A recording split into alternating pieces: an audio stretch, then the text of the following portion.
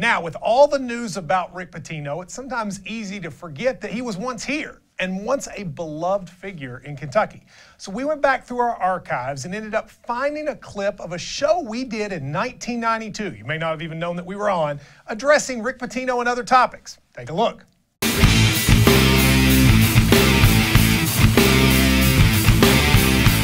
What up? Welcome to Hey Kentucky, sponsored by Abercrombie & Fitch and Chi-Chi's Matt Jones and Drew Franklin. Drew, how are you? I'm all good, ready to roll. All right, you ready to rock? Totally. Let's get started. Now, Midnight Madness is tonight at Memorial Coliseum, where, of course, it is always going to be because that's where it should be. This team is going to be a runaway train that never comes back, and I'm excited about it. 1992 is thankfully behind us. We will never have to see that stupid Christian Laettner shot again, as it broke our heart. But now we want to talk about Rick Pitino. You know, this coach, it took him about less than 15 seconds to make us happy here in Kentucky after Eddie Sutton left. And he continues, Drew, to make me want to jump around. He doesn't cheat. He does things the right way. When you have Rick Pitino, Drew, you know you have a program you can count on with no problem. Coming off that scandal, we need someone who won't cheat and will never cheat. And I got to tell you the reason why I like Rick Pitino. Why do you like him? He hates Louisville. He does hate Louisville. Nobody hates Louisville like me, and I like that the leader of the University of Kentucky hates the University of Louisville as much as I do. I can guarantee you this. You will never see Rick Pitino in red. That I man can't even bleeds picture him in blue red. so much that if anybody ever even suggested to him that he visit Louisville, he would not do it. I'll tell you another thing. He's a valued member of the Lexington community. Of course. You see him out all the time. He loves his Italian restaurants, He does. though. I mean, I'll tell you, he will do anything in an Italian restaurant. Every time he goes, something wacky happens.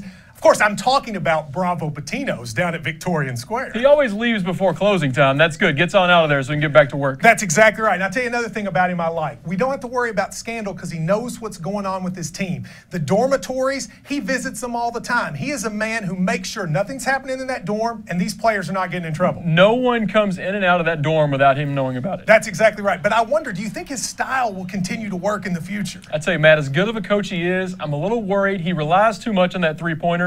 It's been around for 5 years. It looks good, but I don't think the game's going to follow it. I think the three is going to fall off. We're going to a big man style of basketball. That's right. You got the jersey on. Shaquille O'Neal, Lonzo Mourning. Basketball is a big man's game. But I'll say this. By the time he's done, Drew, he's the most beloved coach. They'll name their arena after Rick Pitino. Statues, arena, everything. He's going to have it. He is going to have it. Now, this year's UK team is insane in the membrane. Let's be real. This group is going to be successful. I'd call them a few good men, and we can handle the truth.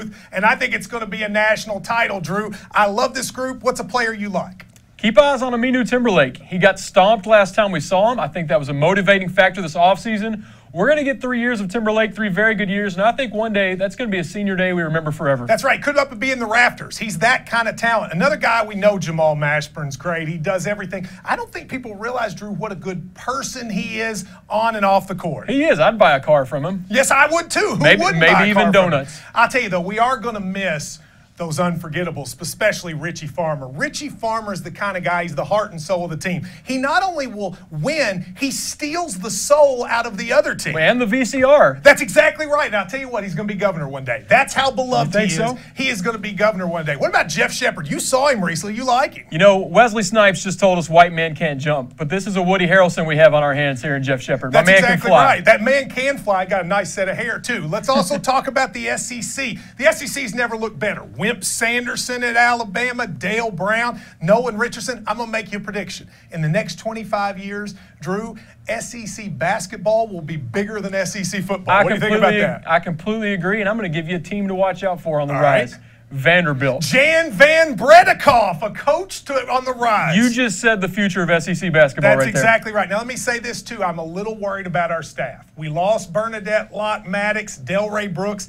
This kid, Billy Donovan, I just don't think he works out. It's a bad hire. We need to get rid of him, get somebody else in here. I'll tell you a good assistant, maybe, Scott Rougeau, a guy I've heard about coming in next. Let's switch gears now to what everybody's talking about, the presidential race. We are poised for an election just a month away, and it looks like Arkansas Governor Bill Clinton is going to be the winner. Now, he's had some sex scandals in the past. We've had to deal with a lot of women coming forward, but here's what I like, Drew. I think when you're in the Oval Office, it humbles you. No more women will be around. I think Bill Clinton has cleaned up his act. We will see no more women, and he's going to be a moral president. And I think he could emulate himself after a celebrity who really endorsed him on the campaign trail, a nice, wholesome, family American man.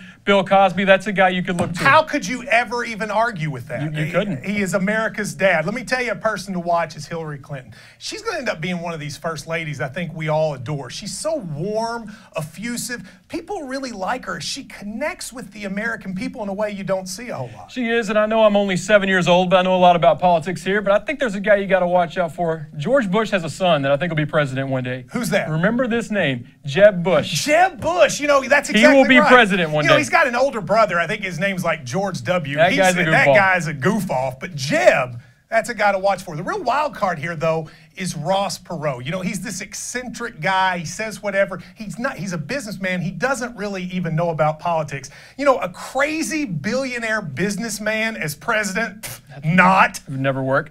But what about Al Gore? My man, he's working on this thing I've heard about.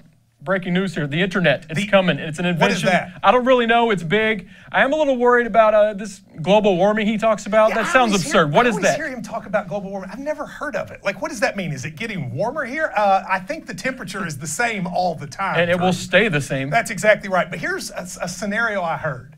Maybe George Bush would win the Electoral College, but Bill Clinton the popular vote.